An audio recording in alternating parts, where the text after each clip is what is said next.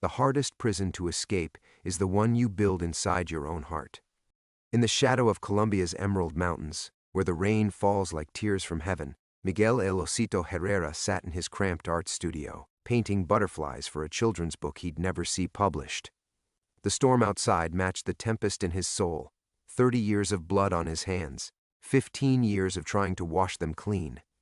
But tonight, 3 armed men kicked down his door, and the past came calling with badges and guns. DEA agents, they claimed, hunting Pablo Escobar's lost fortune.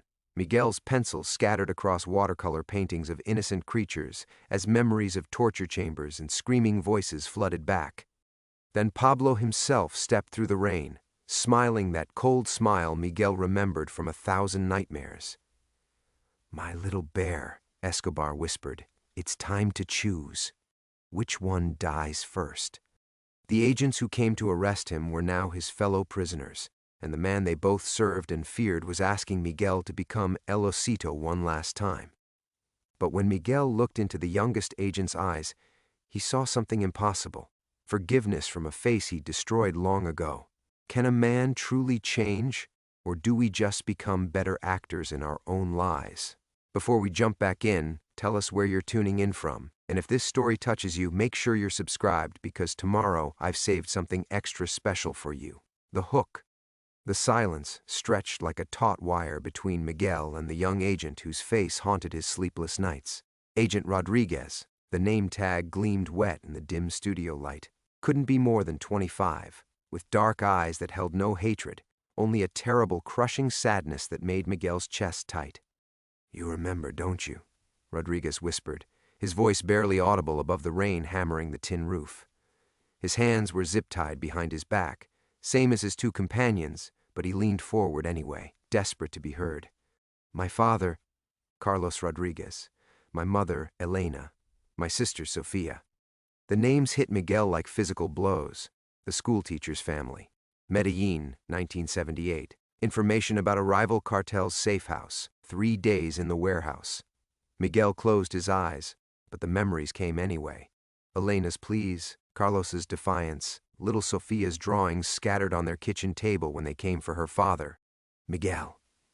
Escobar's voice cut through the flashback like a blade. "Don't drift away on me now. We have business." The drug lord stood by Miguel's easel, examining a half-finished illustration of a rabbit family having a picnic. His manicured fingers traced the painted fur with an almost tender touch that made Miguel's skin crawl. Such beautiful work, so peaceful, so innocent. Agent Thompson, the oldest of the 3, struggled against his restraints. "You think you can just walk into American operations? We have backup coming." Escobar laughed, a sound like breaking glass. "Agent Thompson, is it? No backup. This isn't an official operation. You 3 cowboys thought you'd make your careers by finding my gold, didn't you?" He picked up one of Miguel's brushes, twirling it between his fingers. "But you made a mistake coming here alone." The 3rd agent, Martinez, younger than Thompson but older than Rodriguez, kept his mouth shut and his eyes moving, calculating. Smart. Miguel recognized the look of a survivor. In the old days, he would have killed Martinez first. The quiet ones were always the most dangerous. "How did you find me?" Miguel asked, though he already suspected the answer. "Oh, my little bear. You always were too trusting." Escobar set down the brush and pulled a photograph from his jacket. Miguel in the town marketplace 3 days ago, buying art supplies. "Did you think I ever really lost track of you? 15 years of watching, waiting. You've been so good, so reformed. Teaching art classes to children, painting pretty pictures, going to confession every Sunday like a good little Catholic." Miguel's stomach turned. The children are safe. This isn't about them. Escobar moved closer to the agents, studying each face like he was selecting fruit at a market. "This is about you remembering who you really are, what you're capable of." Thunder crashed overhead, and in the flash of lightning, Miguel saw his studio as if for the first time. The cheerful animal paintings on every wall, the bright colors that had slowly replaced the gray emptiness in his heart, the children's thank you drawings pinned to his bulletin board. Mrs. Gutierrez's grandson had drawn a picture of Miguel as a superhero last week. cape and all that. El super artista, the boy had called him. I'm not him anymore, Miguel said quietly. Escobar pulled a familiar knife from his belt, the same one Miguel had used in the warehouse 15 years ago.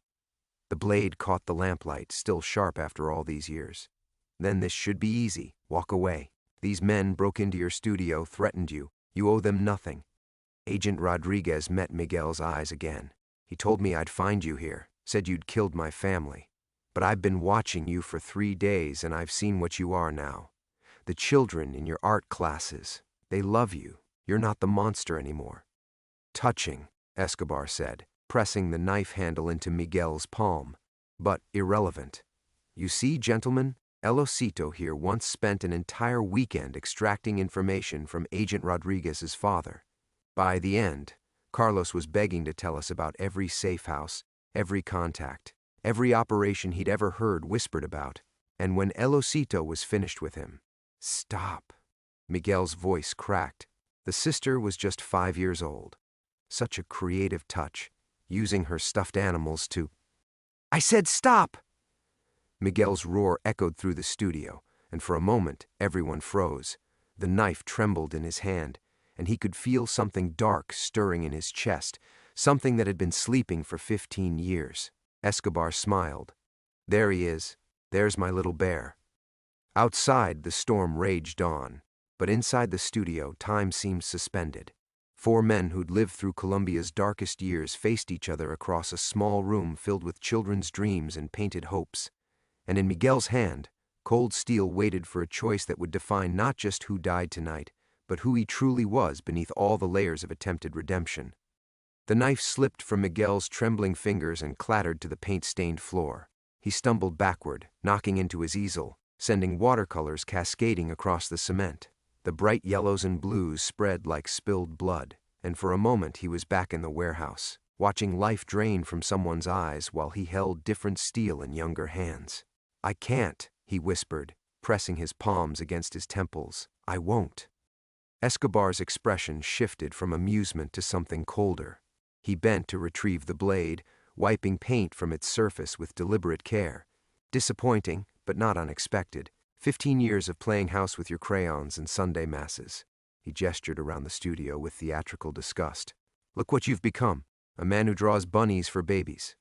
Miguel's breathing slowed as he forced himself to focus on the familiar surroundings. This was his sanctuary. Every corner held memories that had slowly rebuilt his humanity. The north wall displayed landscapes he'd painted during his first year here, when his hands still shook too badly to draw straight lines. Beneath them sat the low table where 7-year-old Carmen practiced watercolors every Tuesday, her tongue poking out in concentration as she painted endless variations of her grandmother's garden. The south corner held his reading chair, worn smooth by countless hours spent studying children's book illustrations, learning how other artists captured joy instead of pain. You remember Tuesday mornings, don't you, Miguel? Agent Rodriguez's voice was strangely gentle despite his bound hands. That little girl with the pigtails, Carmen, right? She shows everyone the picture you helped her paint. Her grandmother says you taught her how to make sadness look beautiful. Miguel's head snapped up. Rodriguez had been watching longer than 3 days. And Thursday afternoons, Rodriguez continued. The teenage boy, Javier, former street kid. You've been working with him for 2 years, teaching him to channel his anger into art instead of... He glanced meaningfully at Agent Martinez. Instead of violence. Shut up, Escobar snarled, but Rodriguez pressed on. Friday evenings you walked to the cemetery, not to pray over graves, to clean them. Families whose fathers disappeared during the violence. You've never missed a week in 3 years. The truth of his routine laid bare made Miguel feel naked, exposed.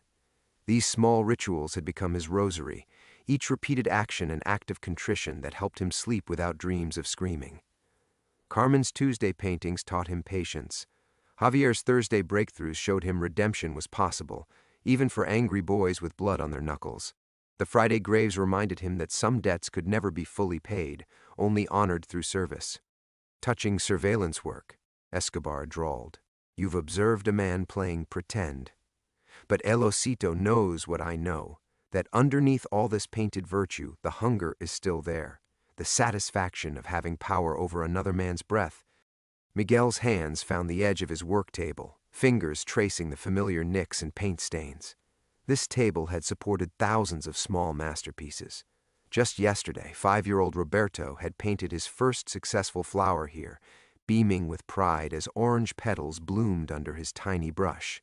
The boy reminded Miguel of Sofia Rodriguez, the same gap-toothed smile, the same way of approaching art like it was magic. But that thought led down darker paths.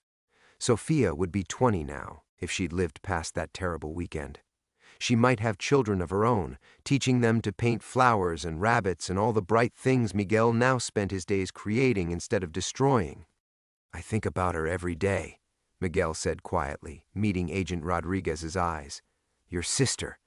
She had this stuffed elephant, purple with a missing ear. She tried to protect it, even at the end." Rodriguez's jaw worked silently for a long moment. "Luna," he whispered finally. "The elephant's name was Luna. My mother saved it afterward. She couldn't throw it away." The weight of those words settled into Miguel's chest like stones. Somewhere in Colombia, Elena Rodriguez had spent 15 years holding on to a damaged stuffed animal, unable to let go of her daughter's memory, the same 15 years Miguel had spent learning to paint happiness he'd never felt as a child, teaching other people's children the joy his actions had stolen from one little girl forever. "This is why you came," Miguel realized. "Not for Escobar's gold, for answers." "My mother needs to know why," Rodriguez admitted. "She's dying cancer. She needs to understand what kind of man could do those things. Whether he ever felt sorry." Escobar's laughter cut through the moment like a machete. "Oh, this is perfect. Even better than I planned." He pressed the knife back into Miguel's palm, closing his fingers around the handle. "You want to give Mommy her peace? Show her boy who you really are. Choose which one dies first, and I'll let you explain why to the others before their turn comes." Outside, the storm showed no signs of weakening. The knife felt heavier this time, its familiar weight awakening muscle memory Miguel had spent 15 years trying to forget. His thumb found the worn groove near the blade's base where he used to rest it during interrogations, and for one terrifying moment, the motion felt natural again. "Choose," Escobar repeated, his voice soft as silk over steel. "Or I'll choose for you," starting with the boy who came looking for his dead sister. Something shifted in the air, a subtle change that made Agent Martinez's head snap toward the door. His nostrils flared like a hunting dog catching scent, and Miguel recognized the expression from old ambushes. Danger approaching. The studio's front window exploded inward. Glass erupted across the room in a crystalline spray as 3 figures in military fatigues rolled through the opening. Miguel threw himself sideways, tackling Rodriguez to the floor as automatic weapon fire shredded the air where they'd been standing. Escobar dove behind the heavy wooden supply cabinet, roaring orders in rapid Spanish. "Paramilitares," Agent Thompson shouted over the chaos. "Los Pepes!" Miguel's blood turned to ice. Los Pepes, the vigilante death squad hunting Escobar's organization. They'd found him here, in his sanctuary, surrounded by children's artwork and 15 years of careful redemption. A bearded man in combat gear swept the room with his rifle, his eyes finding Escobar's hiding spot. "Pablo, time to pay what you owe." But Escobar was already moving, using the chaos to cut the agent's restraints with quick slashes of Miguel's knife. "My insurance policy," he hissed, pressing pistols into Thompson and Martinez's hands. "Help me live, and I'll tell you where the gold really is." "Are you insane?" Thompson stared at the weapon like it was a venomous snake. "Look around, Agent. Those men aren't here to arrest anyone. They're here to collect body parts." A bullet splintered the cabinet inches from Escobar's head. "Fight or die, choose quickly." The sound of approaching helicopters rumbled through the storm. More paramilitares or army or any of a dozen other factions that wanted Pablo Escobar's blood. Miguel's quiet town was about to become a war zone. Agent Rodriguez grabbed Miguel's shirt, pulling him close. "My mother," he whispered urgently. "If I don't make it back, tell her Luna is safe. Tell her I forgave you." "Nobody's dying here," Miguel found himself saying, though he wasn't sure he believed it. The knife was still in his hand, and 20 men with guns were converging on his studio. Carmen's watercolor paintings watched from the walls like silent witnesses, their bright innocence about to be baptized in violence. A paramilitary soldier rounded the supply cabinet, rifle raised. Miguel moved without thinking, 15 years of reflexes erupting in a blur of steel and motion. The knife found the gap between the man's body armor and helmet, and blood sprayed across Carmen's portrait of her grandmother's garden.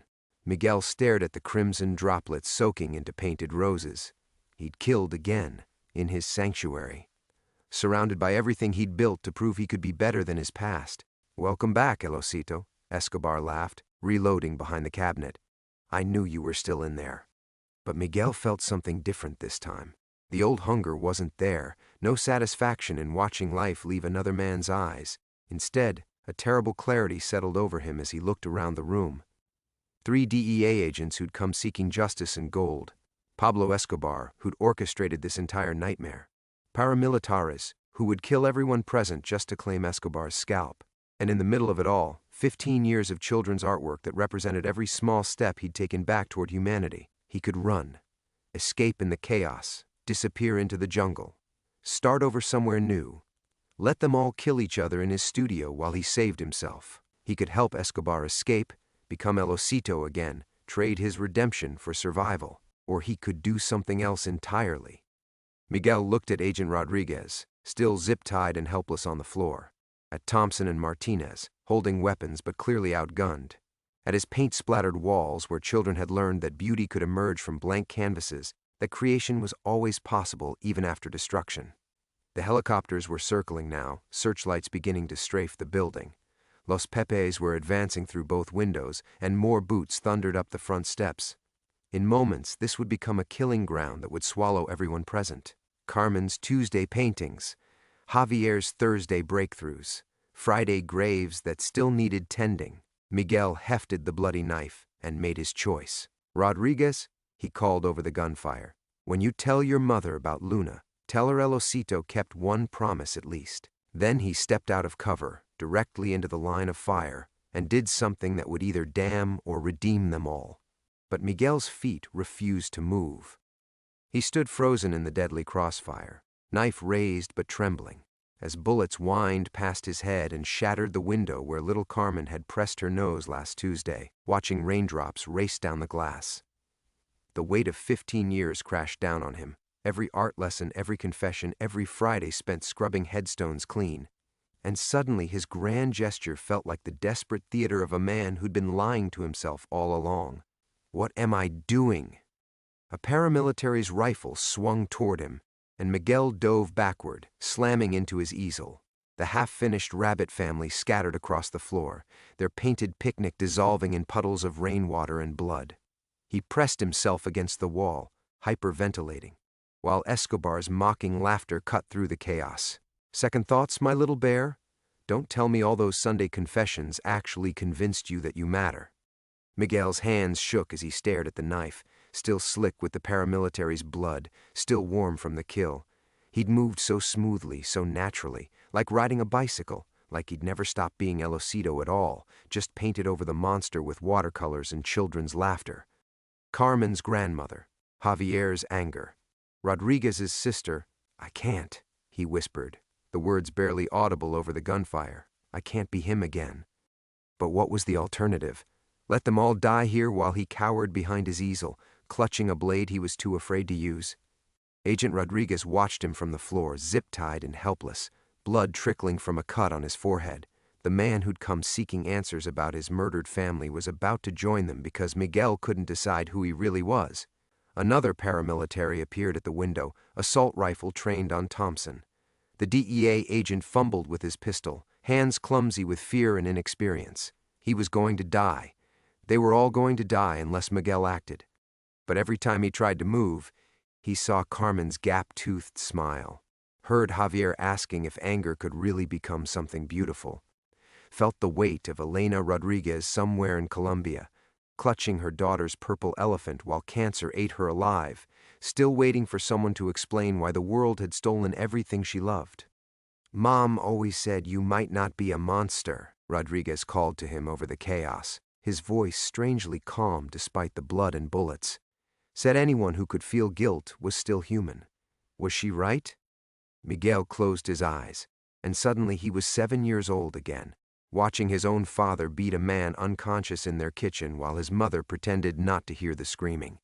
He'd learned that night that some people were predators and some were prey, and the only choice was which one you wanted to be. But Carmen had taught him there were other choices. Tuesday after Tuesday, she'd shown him that broken things could be made beautiful, that art was about creation, not destruction, that monsters could learn to paint flowers if they tried hard enough. But what good are painted flowers when real people are dying? The helicopters were closer now, their searchlights turning the studio into a stage where everyone's sins would be illuminated. Miguel thought about his Friday ritual, cleaning graves, tending to the dead he couldn't save. Would someone tend his grave? Would they understand he'd tried to be better, even if he'd failed at the crucial moment? "Choose!" Escobar screamed, his voice cracking with rage and desperation. "Choose or lose everything." But Miguel was already losing everything. His sanctuary was destroyed, his carefully constructed redemption crumbling like the plaster falling from his bullet-riddled walls. The children would never be safe near him again.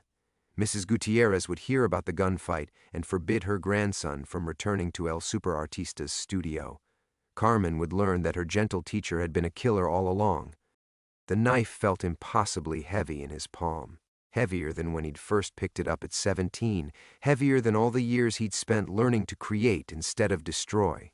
It would be so easy to become El Osito again, to stop pretending he'd ever really changed. But Rodriguez was still watching him with those patient eyes, waiting for an answer to carry back to his dying mother.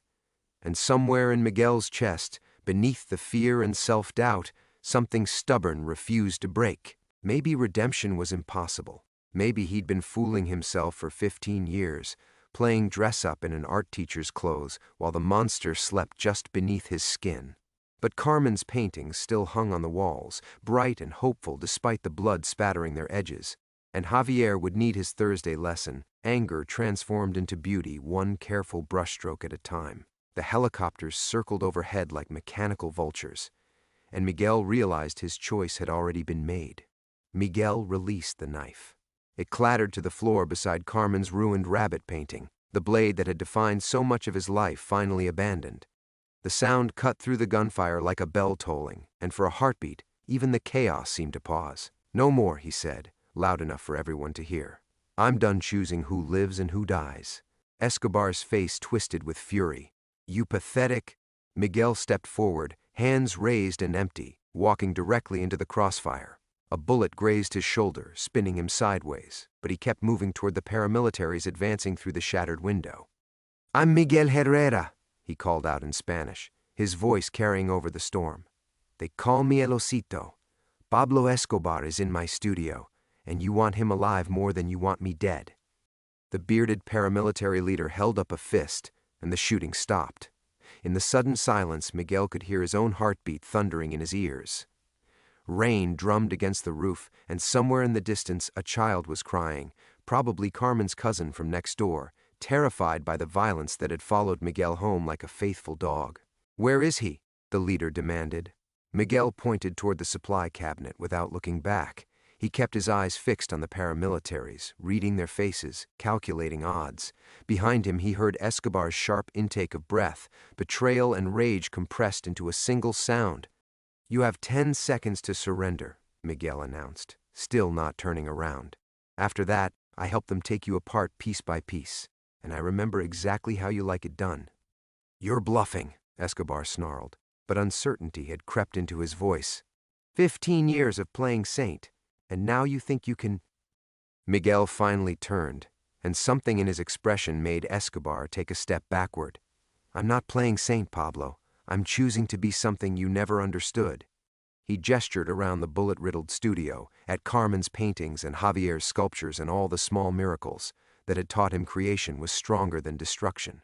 "I'm choosing to be human." The drug lord's hand tightened on his pistol, but the paramilitaries had flanked him now, rifles trained on his center mass. Agent Thompson was cutting Rodriguez free while Martinez covered the windows. The helicopters had landed outside, disgorging more soldiers who surrounded the building like antibodies attacking an infection. "They'll torture you for information," Escobar tried desperately. "The gold, the roots, everything you know. They'll make you remember why you worked for me." Miguel looked at Agent Rodriguez, who was struggling to his feet despite his injuries. The young man's eyes held something Miguel had never expected to see there. Not forgiveness exactly, but understanding. As if he finally grasped what kind of monster had killed his sister, and what kind of man that monster had tried to become. "Maybe they will," Miguel admitted. "Maybe I'll break and tell them everything. Maybe I'll become El Osito again before they're done with me." He picked up one of Carmen's paintbrushes from the floor, its bristles stained with purple paint that reminded him of a little girl's elephant. "But that's tomorrow's choice. Today, I choose this." The paramilitary leader was losing patience. Enough talk. Escobar, hands where we can see them, now. But Pablo Escobar had built his empire on reading people, on knowing exactly when someone would break and when they wouldn't. He looked at Miguel, really looked at him, perhaps for the first time in 15 years, and saw something that made his shoulders slump in defeat. "You're serious," Escobar whispered. "You'd really rather die than be what you were." "I'd rather die than let you turn me back into what I was," Miguel corrected. "The man who could paint rabbits with a steady hand, who could teach children that broken things become beautiful. That man is worth saving, even if saving him cost me everything." Escobar's pistol dropped to his side. Outside, the storm was finally beginning to weaken, though Miguel suspected this was only the eye passing over. There would be more violence before dawn, more choices between creation and destruction. But for now, in this moment, he had chosen. The paramilitaries moved in, zip-tying Escobar with professional efficiency. Agent Rodriguez appeared at Miguel's elbow, his face pale but determined. "What you said about my sister," Rodriguez said quietly. "About Luna, about remembering." "Thank you." Miguel nodded, unable to speak past the tightness in his throat.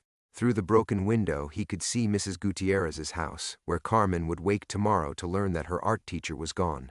But maybe she would also learn that some lessons stick, that even monsters could choose to put down their claws and pick up a paintbrush instead. The helicopters were warming up again, ready to carry them all away from this blood-soaked sanctuary. Miguel took one last look around his studio, at 15 years of careful redemption reduced to rubble and bullet holes. Then he walked outside into the storm, leaving El Osito buried forever beneath the ruins. The helicopter's cargo bay reeked of wet metal and diesel fuel. Miguel sat shackled between two Colombian National Police officers, watching the familiar coastline shrink beneath them through a rain-streaked window. His studio, his sanctuary, was already lost in the darkness behind them, but he could still smell the turpentine and watercolors on his clothes, could still feel Carmen's purple paint under his fingernails. Agent Rodriguez sat across from him, medical tape covering the gash on his forehead. The young man had insisted on riding in the same aircraft, despite Thompson and Martinez's protests. Now he studied Miguel with those patient eyes, as if trying to solve a puzzle that had haunted his family for 15 years. "Where are they taking you?" Rodriguez asked over the engine noise. Miguel shrugged, the motion pulling at his wounded shoulder. "Interrogation facility in Bogotá, probably. Maybe La Picota prison if I'm lucky." He managed a bitter smile, though luck isn't something I've earned much of lately. "The DEA will want full debriefing sessions," one of the Colombian officers interjected in accented English. "Everything you know about Escobar's operations, financial networks, safe houses, personnel files, could take months." Miguel closed his eyes, imagining months of fluorescent lights and concrete walls, of men in suits asking the same questions over and over until his carefully constructed redemption felt like a fever dream. No Tuesday art lessons, no Friday grave tending, no gentle routine that had slowly taught him the difference between existing and living. "My students," he said suddenly, opening his eyes to find Rodriguez still watching him. "Carmen has a Thursday session scheduled. She's working on a painting of her grandmother's garden, purple flowers, very detailed. Someone should tell Mrs. Gutierrez that—" He trailed off, realizing how absurd he sounded. A former cartel enforcer worried about disappointing a 7-year-old with gap teeth and paint-stained fingers. The Colombian officers exchanged glances that Miguel recognized. The look people gave when they encountered something that didn't fit their understanding of how the world worked. "I'll make sure they know," Rodriguez said quietly. "About your students." "Why?" The question escaped before Miguel could stop it. "After what I took from you, why would you—" "Because my mother was right." Rodriguez shifted in his seat, wincing as the helicopter banked through turbulence. She always said the man who confessed that night, who held Luna and cried when she died, that man wasn't the same one who'd hurt her. Said anyone capable of genuine guilt was still human, still worth saving. Miguel felt something crack in his chest. He'd spent 15 years trying to become worthy of that assessment, painting over his sins with watercolors and children's laughter. But now, strapped into a helicopter heading toward an uncertain future, he wondered if Elena Rodriguez had simply been too good to see the monster clearly. The radio crackled with Spanish chatter. Updates on Escobar's transport, coordination with ground units, bureaucratic details of processing the most wanted man in Colombia. Miguel listened with half an ear, his mind elsewhere. "They'll offer you deals," Rodriguez said suddenly. "Reduced sentences, witness protection, new identities. All you have to do is give them everything you know about Pablo's organization. And if I refuse, life in prison. Maybe death if his remaining lieutenants reach you first." Rodriguez paused. "But you already know that." Miguel did know. He'd always known this moment would come eventually, that his past would catch up no matter how many children he taught to paint flowers, no matter how many graves he tended on Friday afternoons. The only surprise was how much it hurt to lose something he'd never really believed he deserved. The helicopter began its descent toward a sprawling complex of concrete buildings surrounded by razor wire. Bogotá spread out below them like a circuit board, millions of lights marking millions of lives that would continue tomorrow, whether Miguel Herrera lived or died. Carmen would find a new art teacher. Mrs. Gutierrez would warn her grandson to stay away from dangerous men. The world would keep spinning without El Super Artista's gentle guidance. "There's something else," Rodriguez said, as the landing pad rushed up to meet them. "About the information you gave us, Luna's location, what really happened that night. The prosecutors are interested in your cooperation. They think your testimony could help with other cases, other families looking for closure." Miguel stared at him. "You want me to become a witness? Against my former associates?" "I want you to keep choosing," Rodriguez replied, "the way you chose tonight in your studio. Keep being the man who teaches children to paint, even if you have to do it from behind bars." The helicopter touched down with a bone-jarring impact. Through the windows, Miguel could see armed guards approaching, their faces hidden behind tactical visors. Soon they would process him, catalog his crimes, begin the long work of extracting 15 years' worth of secrets from his memory. But as the cargo doors opened and cold Bogotá air rushed in, Miguel found himself thinking about Tuesday morning art lessons and the way Carmen's face lit up when she mixed yellow and blue to discover green. Some lessons, he realized, worked both ways. The guards were shouting instructions, pulling him toward an uncertain future, but Miguel walked forward willingly, carrying his students' voices with him into whatever came next. The processing facility's fluorescent lights buzzed like trapped insects against Miguel's skull. He'd been photographed, fingerprinted, and strip-searched with mechanical efficiency, each step designed to strip away whatever remained of his carefully constructed identity as El Super Artista. Now he sat in a gray interrogation room, studying his reflection in the one-way mirror while waiting for whatever came next. His shoulder throbbed where the bullet had grazed him, inadequately bandaged by a disinterested medic who'd seen too many wounded prisoners to waste sympathy on another. The pain helped him focus, reminded him that he was still alive despite every statistical probability suggesting otherwise. Pablo Escobar's former enforcer, captured alive and cooperative, he might as well have painted a target on his back in fluorescent orange. The door opened with a metallic screech. Agent Rodriguez entered, carrying a manila folder thick with documents and a steaming cup of coffee that made Miguel's mouth water. Behind him came a woman Miguel didn't recognize, mid-40s, severe expression, the kind of prosecutor who'd built her career on putting men like him away forever. "Dr. Catalina Vargas," she introduced herself. settling into the chair across from him. "I handle cases involving organized crime and human rights violations." She opened the folder, revealing photographs that made Miguel's stomach lurch. Crime scenes, victims, faces he recognized from nightmares that had plagued him for 15 years.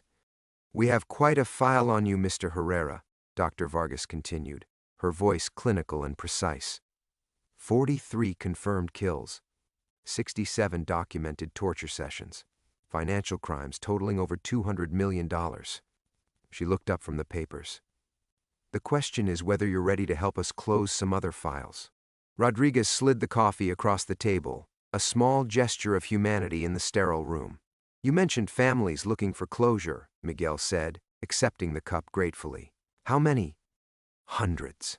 Dr. Vargas pulled out another set of photographs, missing persons reports, grieving relatives, children who'd grown up without parents. "Your cooperation could help us locate remains, identify perpetrators, bring some measure of peace to people who've waited decades for answers." Miguel stared at the photographs, recognizing some of the names from his own carefully maintained mental ledger of sins. He'd spent Friday afternoons for 15 years tending graves, but these families didn't even have graves to tend, just empty spaces where their loved ones used to be. "What exactly are you asking of me?" he said finally. "Full cooperation," Dr. Vargas replied. "Complete disclosure of Escobar's organizational structure, financial networks, safe house locations, names, dates, operational details, everything you know about everything you did. And in exchange? Reduced sentence, protective custody, the possibility of eventually seeing daylight again." She paused, studying his expression. "Agent Rodriguez tells me you've been teaching art to children, that you've tried to build something positive from the ruins of your past. We're prepared to acknowledge that attempt at rehabilitation." Miguel almost laughed at the cruel irony. After 15 years of believing redemption was impossible, here sat two representatives of the justice system offering him exactly that, at the cost of becoming everything he'd tried to escape. An informant, a betrayer, the kind of man who traded other people's secrets for his own survival. Rodriguez leaned forward. "I won't lie to you, Miguel. The other cartels will mark you for death the moment they learn about this. Your former associates will consider you a traitor. You'll spend whatever years you have left looking over your shoulder." He paused. "But you'll be alive, and you'll have helped families like mine find some measure of justice." Miguel thought about Carmen's purple elephant painting, probably still hanging on his studio wall amid the bullet holes and broken glass. About Javier's angry sculptures gradually becoming gentler as the boy learned to channel his rage into creation. About Mrs. Gutierrez's grandson, who'd been scheduled to start lessons next month but would now have to find someone else to teach him that broken things could become beautiful. "How long do I have to decide?" 48 hours, Dr. Vargas said, gathering her papers. "After that, we'll assume you've chosen to protect your former colleagues over helping their victims' families." Rodriguez stood to follow her out, then hesitated at the door. "My mother asked me to give you something," he said, pulling a small object from his pocket. It was a child's drawing, carefully folded and creased, a purple elephant standing in a field of flowers, signed Elena Rodriguez, age 7 feet, in crayon letters. "Luna's last drawing," Rodriguez explained quietly. "Mom kept it all these years. She wanted you to have it, said you'd understand what it meant." Miguel's hands shook as he unfolded the paper. The elephant looked exactly like the ones Carmen drew, whimsical and innocent, full of a child's unburdened joy. Elena Rodriguez had drawn this just days before her world ended, before Miguel's choices destroyed everything she'd ever loved. The door closed with a soft click, leaving Miguel alone with the weight of 48 hours and 15 years of carefully buried truth. Miguel stared at the drawing for what felt like hours, though the clock on the interrogation room wall insisted only 20 minutes had passed. Elena Rodriguez's purple elephant smiled back at him with the naive confidence of a child who believed the world was fundamentally good, the same expression he'd seen on Carmen's face when she painted her own elephants, blissfully unaware that her teacher had once strangled the joy from other children's eyes. The fluorescent lights continued their insectile buzzing, a sound that seemed to burrow into his skull and nest there. He'd experienced interrogation rooms from the other side, had been the one asking questions while men bled answers onto concrete floors. The symmetry was almost poetic, except poetry required beauty, and there was nothing beautiful about the choice laid before him. Cooperation meant survival, but survival as what? An informant. A broken man trading secrets for years. He would spend whatever time remained to him in protective custody, watching his back, knowing that every cartel sicario in Colombia would consider killing him a badge of honor. They would whisper his name, El Osito, who sang like a canary, and spit when they said it. But the alternative was worse. Life in general population, where Escobar's remaining loyalists would find him within weeks. They would take their time, make it theatrical. A lesson for others who might consider betraying the organization. Miguel had orchestrated enough prison killings to know exactly how it would unfold. The purchased guards, the improvised weapons, the long minutes of agony designed to demonstrate what happened to traitors. He folded Luna's drawing carefully and slipped it into his shirt pocket, next to his heart. The paper felt impossibly fragile, like it might disintegrate at the wrong touch. 15 years ago, this child's last creation had been evidence in a murder case. Now it was a question mark, a tiny symbol asking what his own life might be worth. The door opened again, but instead of Rodriguez or Dr. Vargas, a different guard entered, older, with scars that suggested he'd learned his profession in less formal venues. He set down a plastic tray containing what might charitably be called food: gray meat, congealed vegetables, bread that looked like cardboard. Prison cuisine, designed to remind inmates that their former lives were over. "You're the artist," the guard said, studying Miguel with professional interest, the one who taught kids to paint. Miguel nodded, unsure whether this was conversation or interrogation by proxy. "My daughter goes to school with some of your students. Says they won't stop talking about their art teacher who disappeared." The guard's expression remained neutral, but something in his voice suggested personal investment. Carmen Gutierrez cried for 2 hours when she heard. Asked her grandmother if painting was still allowed, or if the bad men had made that illegal too. The words hit Miguel like physical blows. He'd known his arrest would affect his students, but he'd tried to insulate himself from imagining their specific reactions. Carmen's tears, Javier's confusion, all those small hearts learning that adults they trusted could simply vanish without explanation. "She'll find another teacher," Miguel said, though the words felt like ash in his mouth. Maybe. Or maybe she'll decide art isn't safe anymore, that caring about things just leads to pain. The guard shrugged. "Kids learn what we teach them, intentional or not." After the man left, Miguel found himself unable to touch the food. His stomach had contracted into a knot that no amount of gray meat could untangle. Instead, he began pacing the small room, counting steps the way he'd once counted brushstrokes. 12 steps from wall to wall, 24 from corner to corner. Numbers that meant nothing but provided the illusion of control. Carmen would learn to protect herself by caring less. She would put away her paints and find safer interests. Books, maybe, or mathematics. Something that couldn't be taken away by men with guns and handcuffs. The purple elephant paintings would fade from her memory, replaced by the more practical knowledge that love was vulnerability and vulnerability was dangerous, unless... Miguel stopped pacing, struck by a thought that felt like lightning in reverse.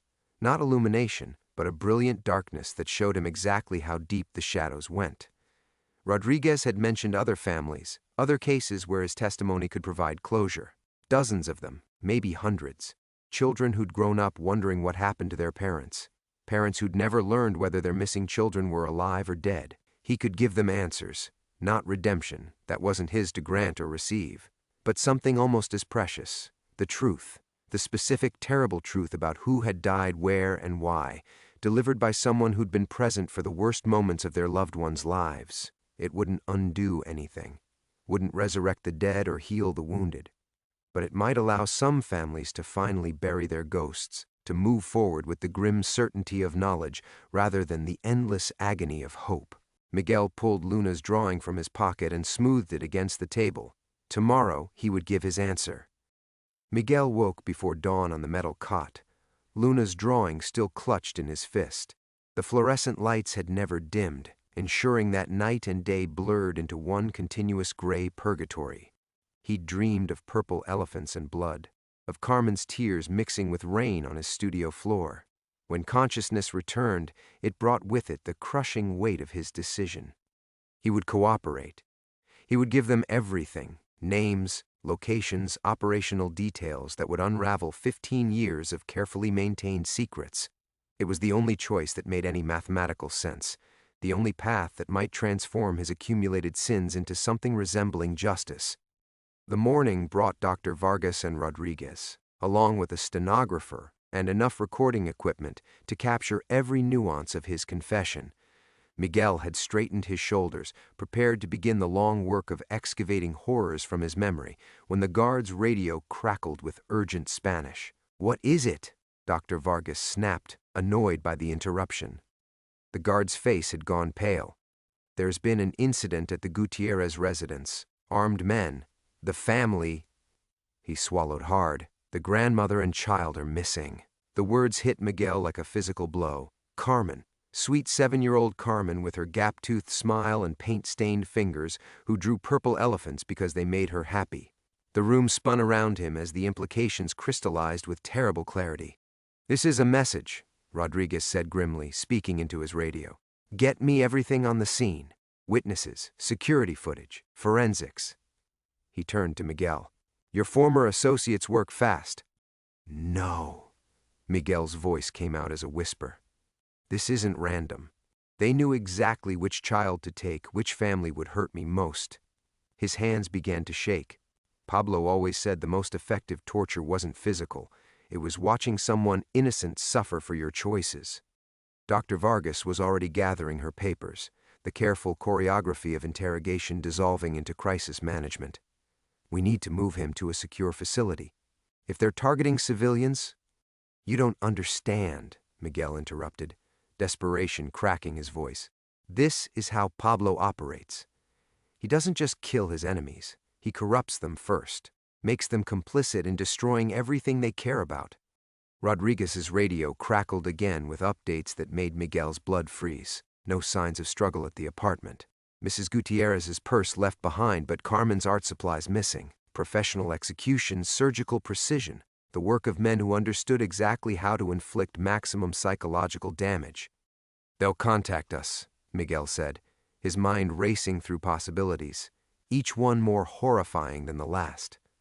"Pablo will offer a trade, Carmen's life for my silence. But that's not the real game. The real game is making me choose between her safety and justice for hundreds of other families." "Then we don't give him that choice," Dr. Vargas said firmly. "We find them first." Miguel almost laughed at her naivety. "With what? Pablo's been evading your best efforts for decades. He has safe houses you've never heard of, allies you don't know exist. By the time your task force mobilizes, Carmen will be—" He couldn't finish the sentence. The interrogation room had become a crisis center, filled with agents coordinating search efforts and protection details. Miguel watched the controlled chaos with growing despair, recognizing the patterns of institutional response: methodical, professional, and utterly inadequate against an enemy who rewrote rules as they suited him. "There's another possibility," Rodriguez said quietly, pulling Miguel aside. "This could be a bluff. Psychological warfare designed to break you before you testify. Maybe they don't actually have the girl. Look at this." Miguel pulled out Luna's drawing, now wrinkled from his desperate grip. 15 years ago, Pablo used your sister to break me, made me complicit in her death, then watched me carry that guilt like a poison. Now he's doing it again, but with higher stakes. If Carmen dies because I chose to cooperate—" The truth hit him like a physical blow. This wasn't random retaliation. It was orchestrated destruction. Pablo had somehow learned about Miguel's students, his quiet attempts at redemption, the small lights he'd tried to kindle in the darkness of his past. And now those lights were being extinguished one by one, with surgical precision. His art studio destroyed, his students terrorized, Carmen taken. Each blow calculated to demonstrate that goodness was illusion, that violence was the only truth that mattered. Pablo wasn't just eliminating a potential witness. He was conducting a master class in despair. "He's not trying to stop my testimony," Miguel realized aloud. He's trying to prove that redemption is impossible, that men like us will always destroy everything we touch, no matter how hard we try to change. Rodriguez stared at him. What are you saying? I'm saying I've already lost. Miguel sank into his chair, feeling 15 years of careful progress crumble around him. Whether Carmen lives or dies, Pablo wins. Either I stay silent and become complicit in other families' suffering, or I testify and destroy an innocent child who trusted me to keep her safe. The fluorescent lights buzzed overhead like hungry insects, and Miguel finally understood why Pablo had always smiled when he spoke about justice. There wasn't any. There were only choices between different kinds of damnation, and the illusion that any of them mattered. Carmen was gone, and with her, whatever remained of his soul.